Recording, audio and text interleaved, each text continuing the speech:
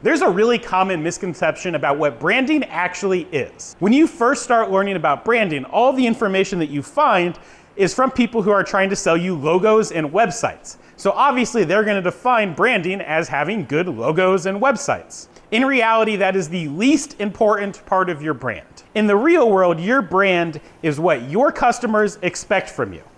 Chick-fil-A's brand is good chicken, nice people, and really long lines at the drive-thru.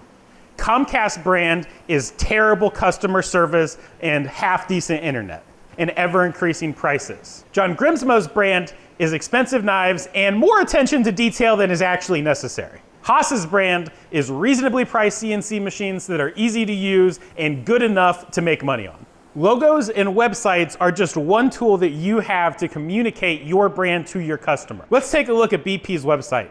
They have pretty blue skies and nice green plants, but they were also responsible for the biggest oil spill in world history. Their website is trying to tell you one thing, but their actions in the real world is what defines their brand.